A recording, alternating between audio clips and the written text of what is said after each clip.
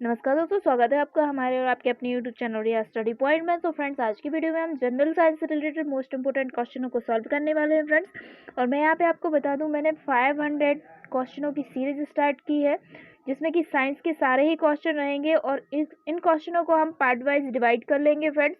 तो 10 पार्ट में हम इन क्वेश्चनों को डिवाइड कर लेंगे और आज जो है 500 क्वेश्चनों की जो सीरीज है उसका ये पार्ट 1 है फ्रेंड्स। तो जितने भी क्वेश्चन मैंने सिलेक्ट किए आपके एग्जाम के पॉइंट ऑफ व्यू से इंपॉर्टेंट होने वाले हैं फ्रेंड्स। और वीडियो में लास्ट तक बने रहें।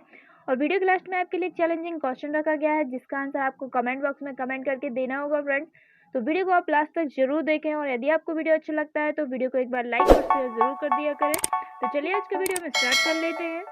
आज की वीडियो को फर्स्ट क्वेश्चन लेते हैं और फर्स्ट क्वेश्चन है हमारा, भूपर्पटी जो पृथ्वी की सबसे ऊपरी परत है, इसको अन्य किस नाम से जाना जाता है। देखिए फ्रेंड्स, जितने भी क्वेश्चन मैंने इस वीडियो में लिए हैं, यदि आपको पहले से किसी का आंसर पता है तो अपने कमेंट बॉक्स में जरूर लगाएं और वीडियो के लास्ट में आप अपना स्कोर भी शेयर कर सकते हैं कि आपने कितने राइट आंसर्स दिए हैं। तो जो भूपर्पटी है पृथ्वी की सबसे ऊपरी परत है। सबसे पहले तो आपसे ये पूछा जा सकता है क्वेश्चन में कि भूपर्पटी जो है इसमें कितनी परतें होती हैं। तो फ्रेंड्स, आपको ये याद रखना है कि इसमें 3 परतें होती हैं। कौन कौन सी परतें होती है वो मैं आपको यहाँ पे बता देती हूँ। तो फर्स्ट जो परत है इसे हम क्रस्ट कहते हैं, सेकंड जो परत है इसे मेटल बोला जाता है और जो थर्ड परत है इसे हम कोर बोलते हैं। तो फ्रेंड्स, ये तीनों ही आपको याद रखनी है क्योंकि एग्जाम में आपसे ये भी पूछा जा सकता है। तो जो पृथ्वी की सबसे ऊपरी परत है इसको अन्य स्याल के नाम से जाना जाता है। यानी इस क्वेश्चन का जो ऑप्शन ए है वो यहाँ पे हमारा राइट आंसर हो जाएगा फ्रेंड्स। तो आप इसे याद रखेंगे। चलिए इससे रिलेटेड हम कुछ और फैक्ट जान लेते हैं।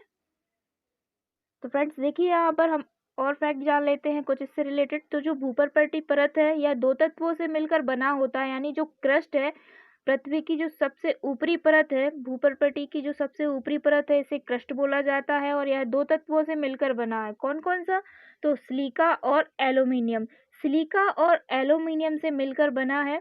तो आप इसे याद रखेंगे और इसीलिए इसको स्याल कहा जाता है। जो भूपर्पटी की परत है यह 2 तत्वों से मिलकर बनी होती है, सिलिका और एल्यूमिनियम, इसीलिए इसको स्याल भी कहा जाता है। तो ये आपको याद रखना है। सेकंड परत है मेटल। इस जो सेकंड परत है हमारी मेटल, इसमें सिलिका और मैग्नीशियम की प्रधानता होती है और इसीलिए इसको सीमा भी कहा जाता है। तो आपको ये भी याद रखना है। थर्ड परत है हमारी कोर, इसमें निकिल और फेरस, कौन कौन सी? निकिल और फेरस की प्रधानता होती है, इसीलिए इसको नीफे भी कहा जाता है। तो फ्रेंड्स, ये इंपॉर्टेंट फैक्ट है और आपको ये याद रखने हैं क्योंकि एग्जाम में इससे रिलेटेड भी क्वेश्चन बन सकते हैं। तो चलिए नेक्स्ट क्वेश्चन देख लेते हैं। नेक्स्ट क्वेश्चन है हमारा, रडार सिस्टम में किन तरंगों का उपयोग किया जाता है। तो चलिए फ्रेंड्स, सबसे पहले तो हम ये जान लेते हैं कि रडार है क्या और इसका उपयोग क्या होता है। तो जो रडार है यह आकाशीय क्षेत्रों में वायुयानों की लोकेशन को ट्रैक करने के लिए रडार का प्रयोग किया जाता है। तो ये आपको याद रखना है क्योंकि ये भी आपसे पूछा जा सकता है कि रडार का प्रयोग कहाँ किया जाता है। तो आकाशीय क्षेत्रों में वायुयानों की लोकेशन को ट्रैक करने के लिए रडार का प्रयोग किया जाता है। तो ये आपको याद रखना है। और रडार सिस्टम में सूक्ष्म तरंगों का उपयोग किया जाता है। किसका? सूक्ष्म तरंगों का। यानी ऑप्शन ये जो है यहाँ पे हमारा राइट आंसर हो जाएगा फ्रेंड्स। तो आप इसे याद रखेंगे।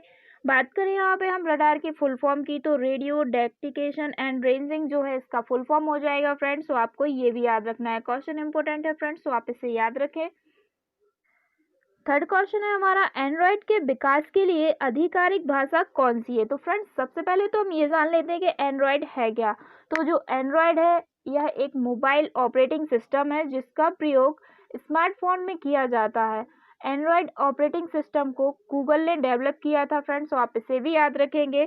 और एंड्रॉयड के विकास के लिए आधिकारिक भाषा जो है वह जावा है। यानी इस क्वेश्चन का जो ऑप्शन ए है वो यहाँ पे हमारा राइट आंसर हो जाएगा फ्रेंड्स। तो आप इसे याद रखेंगे। क्वेश्चन नंबर 4 है, किस तत्व की कमी से घेंगा रोग होता है। तो आयोडीन की कमी से घेंगा रोग होता है। यानी इस क्वेश्चन का जो ऑप्शन सी है वो यहाँ पे हमारा राइट आंसर हो जाएगा फ्रेंड्स। तो आप इसे याद रखेंगे। और यदि आपसे पूछा जाता है कि आयोडीन कहाँ प्राप्त होता है, तो आयोडीन जो है यह नमक में प्राप्त होता है फ्रेंड्स। तो आपको ये भी याद रखना है। और एक क्वेश्चन और पूछा जा सकता है आपसे कि आयोडीन की कमी के कारण कौन सी ग्रंथि जो है वह फूलने लगती है। तो आयोडीन की कमी के कारण थायराइड ग्रंथि फूलने लगती है और जिससे कि घेंगा रोग हो जाता है फ्रेंड्स। तो आप इसे याद रखें। और थायराइड ग्रंथि कहाँ पाई जाती है? तो जो थायराइड ग्रंथि है वह गले में पाई जाती है, तो आपको ये भी याद रखना है। और ये जो नमक है इसका रासायनिक सूत्र भी पूछ लिया जाता है आपसे एग्जाम में। तो नमक का रासायनिक सूत्र है NaCl। तो आप इसे याद रखेंगे। NaCl जो है यह नमक का रासायनिक सूत्र है फ्रेंड्स। तो आपको इसे भी याद रखना है। चलिए नेक्स्ट क्वेश्चन देख लेते हैं। नेक्स्ट क्वेश्चन है हमारा, आधुनिक आवर्त सारणी के पहले व दूसरे समूह को क्या कहा जाता है? तो फ्रेंड्स सबसे पहले तो हम ये जान लेते हैं कि इसमें समूह और तत्वों की संख्या कितनी होती है। तो आधुनिक आवर्त सारणी में अगर हम बात करें समूह की तो इसमें 18 समूह होते हैं। और यही हम बात करें कि आधुनिक आवर्त सारणी में कितने तत्व पाए जाते हैं, तो तत्वों की संख्या 118 है। तो आप इनको याद रखें। यदि आपसे पूछा जाए कि आधुनिक आवर्त सारणी में कितने समूह होते हैं, तो 18 समूह होते हैं। और यदि आपसे पूछा जाए कि आधुनिक आवर्त सारणी में कितने तत्व होते हैं, तो 118 तत्व पाए जाते हैं। तो आप इसे याद रखेंगे। और बात करें यहाँ पे हम कि पहले व दूसरे समूह को क्या कहा जाता है, तो पहले व दूसरे समूह को एस ब्लॉक कहा जाता है। तो आप इसे याद रखेंगे। आधुनिक आवर्त सारणी के पहले व दूसरे समूह को एस ब्लॉक कहा जाता है फ्रेंड्स। तो क्वेश्चन इंपॉर्टेंट है, आप इसे याद रखें। नेक्स्ट क्वेश्चन है हमारा, स्प्रेडशीट फाइल सामान्यतः किस एक्सटेंशन के साथ सेव होती है? तो यहाँ पे हमारा राइट आंसर हो जाएगा ऑप्शन डी .xls। तो इसे आप याद रखेंगे। और फ्रेंड्स यहाँ पे बात आई है फाइल एक्सटेंशन की, तो ये क्या होता है?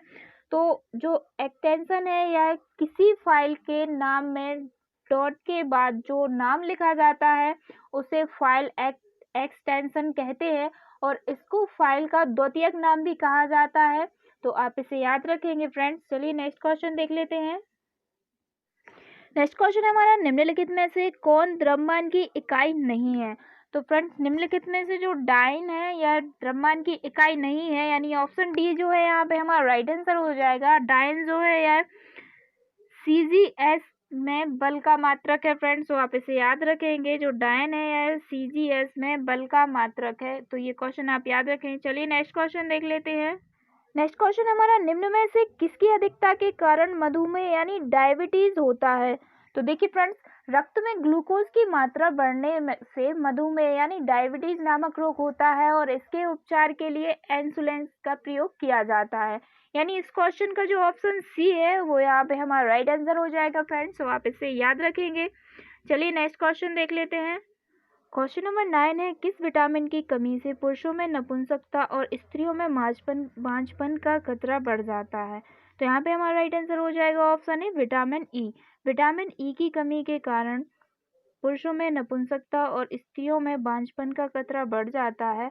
और यदि हम बात करें कि विटामिन ई का रासायनिक नाम क्या है, तो विटामिन ई का रासायनिक नाम जो है यह टोकोफेरॉल है। मैं यहाँ पे राइट कर देती हूँ।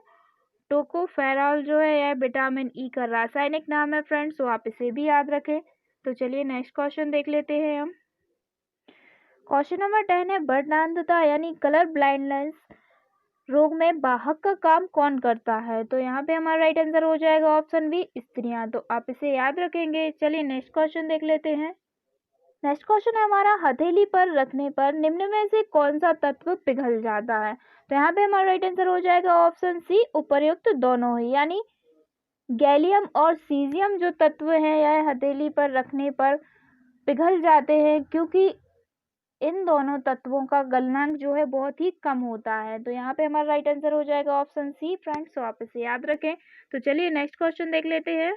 क्वेश्चन नंबर 12 है, थर्मस फ्लास्क का आविष्कार किसने किया था? तो थर्मस फ्लास्क का आविष्कार जो है जेम्स डीवर ने किया था। यानी इस क्वेश्चन का ऑप्शन बी जो है राइट आंसर हो जाएगा फ्रेंड्स। तो आप इसे याद रखें। क्वेश्चन नंबर 13 है, निम्न में से किस ग्रह के वातावरण में अधिकांश तौर पर कार्बन डाइऑक्साइड पाया जाता है? तो यहाँ पे हमारा राइट आंसर हो जाएगा ऑप्शन ए, शुक्र। जो शुक्र ग्रह है इसके वातावरण में अधिकांश कार्बन डाइऑक्साइड पाया जाता है। और फ्रेंड जो सौरमंडल का सबसे गर्म ग्रह है वह शुक्र ग्रह है।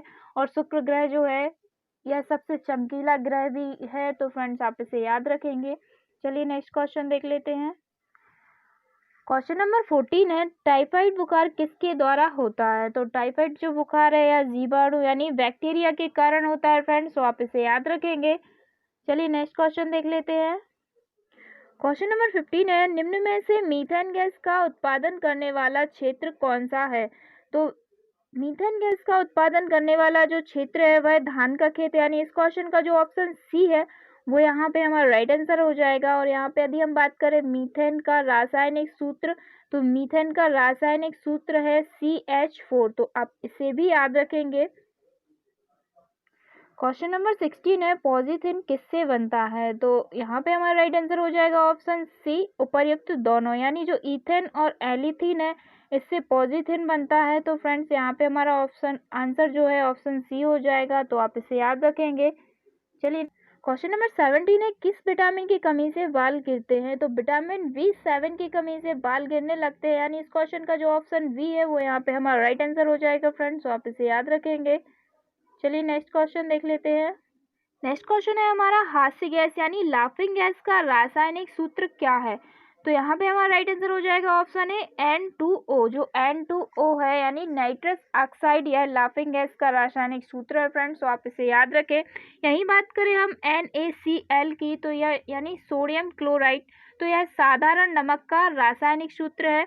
और यही बात करें यदि हम D2O की, तो जो D2O है यह भारी जल का रासायनिक सूत्र है। और यही बात करें हम NH3, जो NH3 है यह अमोनिया का रासायनिक सूत्र है फ्रेंड्स। तो ये इम्पोर्टेंट है आपके लिए क्योंकि एग्जाम में आपसे ये पूछे जाते हैं, तो फ्रेंड्स इन्हें आप याद रखें। चलिए नेक्स्ट क्वेश्चन देख लेते हैं।